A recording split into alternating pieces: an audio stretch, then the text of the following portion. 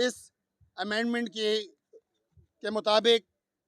Peoples party نے ایک مرتبہ پھر کراچی پر وار کیا ہے۔ اب کوئی آدمی کسی جگہ رہتا ہے، اس کے برابر میں جو مکان ہے اس کو بغیر کسی این او سی کے، بغیر کسی قانونی کارروائی کے اس کی اجازت ہے کہ آپ اس کو کسی بھی مقصد کے لیے استعمال کر سکتے ہیں۔ اس کے نتیجے کے اندر جو پرائم جگہ ہیں ان پر قبضہ کیا جائے۔ 13 مارچ کو سندھ بلڈنگ کنٹرول اتھارٹی نے ایک نوٹیفیکیشن جاری کیا اور اس نوٹیفیکیشن کے مطابق Karachi building and town planning regulation کے اندر امینڈمنٹ کی گئی ہے، جو 2002 تھا اس کے اندر امینڈمنٹ کی گئی ہے، جس کو امینڈمنٹ 2025 کا نام دیا گیا ہے۔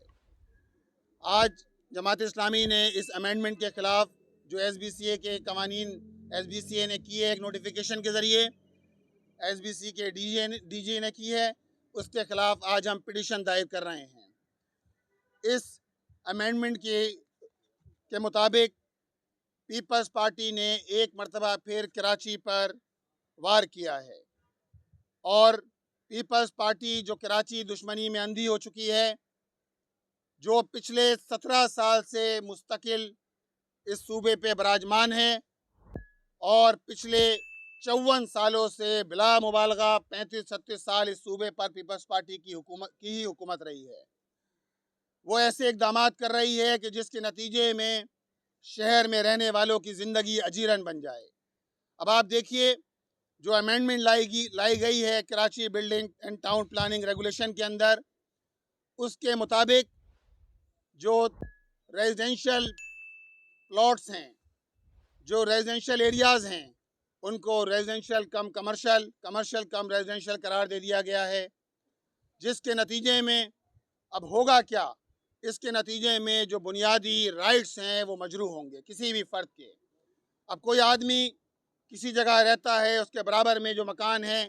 اس کو بغیر کسی این او سی کے، بغیر کسی قانونی کارروائی کے اس کی اجازت ہے کہ آپ اس کو کسی بھی مقصد کے لیے استعمال کر سکتے ہیں۔ آپ اس کو تجارتی مقاصد کے لیے استعمال کر سکتے ہیں، وہاں آپ اسکول کھول سکتے ہیں، وہاں آپ اسپتال کھول سکتے ہیں، اسی طرح آپ اس کو ایمنٹی پرپس کے لیے بھی استعمال کر سکتے ہیں۔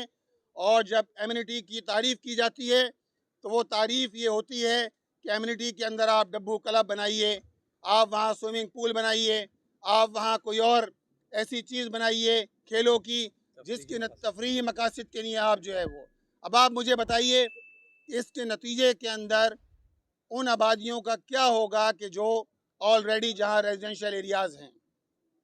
اسی طرح جو دوسری اہم چینجز کی گئی ہیں وہ ان ساری جگہوں کو کہ جہاں پہلے سے جو تعلیم کے لیے استعمال ہوتی تھی جسے ایمنٹی کہتے تھے، ان سہولتی پلاٹوں کو جس میں سے تعلیم، صحت اور جو رفاہی ویلفیئر کے مقاصد کے لیے استعمال ہوتے تھے اس میں سے یہ شے ختم کر دی گئی ہے۔ اب اس کو اوپن کر دیا گیا ہے، وہاں کوئی بھی چیز بن سکتی ہے۔ اب آپ دیکھیے اس کے ذریعے کراچی کے انفراسٹرکچر پہ کس طرح وار کیا جا رہا ہے۔ وہ انفراسٹرکچر جو پہلے ہی تباہ حال ہے، وہ انفراسٹرکچر کہ جس کے ذریعے سڑکیں ٹوٹی ہوئی ہیں، لوگوں کو نکلنے کی جگہ میسر نہیں ہے،